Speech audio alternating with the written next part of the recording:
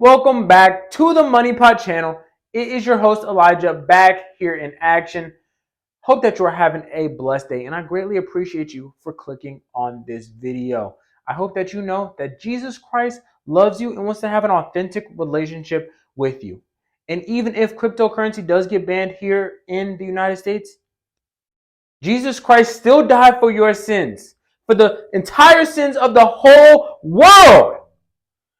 Per the title of this video, we are talking about this potential ban on cryptocurrency here in the United States and what could actually happen. Throughout this video, we're going to take a look at the article that was written by Warren Buffett's right-hand man. We're going to take a look at an opposing article that talked about how China may have messed up in their ban. And then, I'm just going to give my thoughts here and there. We got a lot to talk about, so let's jump into the video.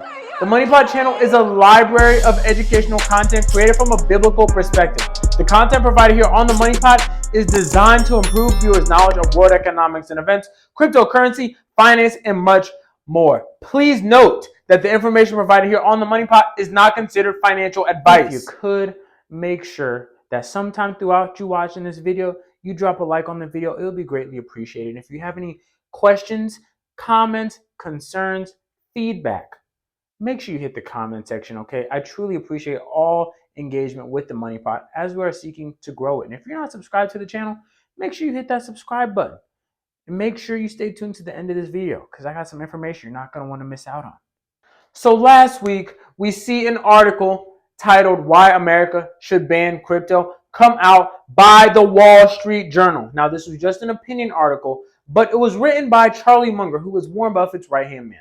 And we're going to get into the article here throughout the video. But I believe that we're going to start to see more news headlines like this and more articles like this from prominent people coming out throughout this year and into the future, because it is going to it's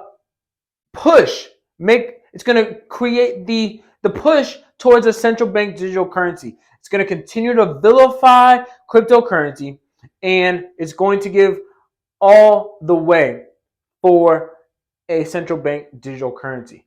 It's interesting because as I look at the definition of a central bank digital currency, this is what the Federal Reserve has to say about a central bank digital currency. Very juicy here. And we see per their website, this is what a CBDC is generally defined as a digital liability of a central bank that is widely available to the general public.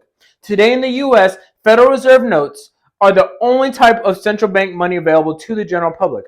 These dollar bills, okay, physical notes. Like existing forms of money, a CBDC would enable the general public to make digital payments as a liability of the Federal Reserve. However, a CBDC would be the safest digital asset available to the general public with no associated credit or liquidity risk. Very interesting. Very interesting that they say in this last sentence, a CBDC will be the safest digital asset available to the general public. It will be the most controlling digital asset available to the general public. And that is why I believe we're going to continue to see articles on why cryptocurrency should be banned. What are we going to do? What are we going to do? Why America should ban crypto? Well, in my opinion, I do think that cryptocurrency and blockchain needs to be regulated, but a full-on ban is unnecessary and controlling. Seriously, it's a move that was done by the communist Chinese government. Keyword, communist. All right, we still have a free market here in the United States. All right, Charlie? We don't need a full-on ban. But as I was doing research, I realized that less than 20%, probably around 10% of individuals have cryptocurrency. And with that being the case, that means that almost 80 to 90% of the population is going to be subject to these central bank digital currencies, which are going to limit our ability to buy what we want. It's going to limit our ability to save. And it's really going to be a control mechanism used by the government. Mm, mm. Nathan, call 911. Are you liking this video? You like that? You like Well, that? make sure you like the video. And in reality, do you think that cryptocurrency will get banned here in the United States? Drop a comment and let me know what your thoughts are. All right, enough of my ranting and raving. Let's actually get into the article and see what Mr. Munger has to say on why America should ban crypto. And we see it says it isn't currency, it's a gambling contract with a nearly 100% edge for the house. Please. And of course, they use Sam Bankman-Fried's photo on the cover of this article. They're going to continue to beat into our heads that cryptocurrency is fraudulent when it really isn't. But there are cases of fraudulent activity going on. They're going to say, "Oh, it's not a safe, asset for people to have." Well, maybe certain ones aren't, like meme coins that have no intrinsic value and are not building the foundation of the new financial system. But they think that we should ban all crypto. No, no, no, no. Certain ones, just like Brad Garlinghouse said, 90%, 99% of the cryptocurrency market is going to go to zero. But that 1% are the ones that we talk about here and are the ones that should not be banned. But they're probably going to get banned. Let's see what the article has to say. Let's get into it. All right, let's get into it. Let's get into this article here by Mr. Charlie Munger, one of the leaders of Berkshire Hathaway, Warren Buffett's right-hand man, and is a baby boomer, or probably older, honestly. But throughout this article, he's talking about why cryptocurrency should get banned and why, and how there's, all these privately owned companies creating all the speculation around the coin, getting all these funds and then pumping and dumping, and then no one ever hears about the cryptocurrency project again. 99% of crypto is going to go to zero, as we know, but there are certain cryptocurrencies that are building the new financial system and its foundation. So those are the ones that should definitely not get banned. But this is a very interesting read, and the link to it is below.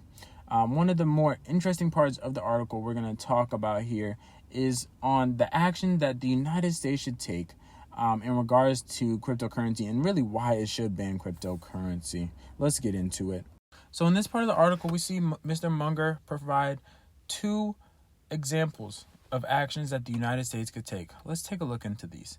In the first precedent, the Communist government of China recently banned cryptocurrencies because it wisely concluded that they would provide more harm than benefit. And in the second example, the English government reacted to a depression by banning all publicly traded new common stocks, and it kept this ban in place for about 100 years. Very interesting. Bro is literally citing two examples of a government taking complete control of an industry for its own benefit. And I thought the most interesting part of this article and him citing the communist government of China's move on banning cryptocurrency was that it would provide more harm than benefit. See, I just read right through it. I think I did, at least. They would provide more harm to the advancement of central bank digital currencies than benefit to their citizens having access to various cryptocurrencies, to having their digital asset portfolio. You see, it's a harm to their regime's desire to have control over the population, to control what they buy, what they can save, what they can invest in, what they can use their money for. And that is controlling. Seriously controlling. And then we see he mentions what happened in the 1700s with the English Parliament. For 100 years, they kept this ban on all publicly traded new common stocks. And it was able to grow, but also the United States was formed out of that. Very interesting that a whole new country, a whole new government was formed from this move. Could it be a hint at a one world order? I don't know. I'm not Mr. Charlie Munger, but this may be kind of what I get from it. Just my thoughts. Now, let's take a look at an individual who used to be a member of the People's Bank of China, And let's see what he has to say about China's cryptocurrency ban, because it is in opposition to what Mr. Munger is saying. Let's get into this article titled Bank of China Ex-Advisor Calls Beijing to Reconsider Crypto Ban. And shout out to whoever does Cointelegraph's art. I mean, literally the best art in the cryptocurrency space, in my humble opinion. But, we see that this article is in opposition to, America banning crypto. And this economist is arguing that the current crypto ban in China may be beneficial in the short term, but huge opportunities can be missed in the long run. And it's important that we understand that we should have a long-term view in regards to cryptocurrencies and any, potential legislation or laws. Let's get into this article. We see Huang Yiping give his thoughts on the ban of cryptocurrencies by the communist Chinese government. He says banning cryptocurrencies may be practical in the short term, but whether it is sustainable in the long run deserves an in-depth analysis. There is no particularly good way to ensure stability and function as to how cryptocurrencies should be regulated, especially for a developing country. But ultimately, an effective approach may still need to be found. With cryptocurrency being perceived as extremely high risk, which investing in certain cryptocurrencies is extremely high risk, but with it being an extremely high risk investment and so few people having this asset, that makes the combination for a ban on cryptocurrency to be extremely controlling. And it's going to be interesting to see throughout this year what narrative the media pushes on cryptocurrency, and if we continue to see articles on why America should ban cryptocurrency.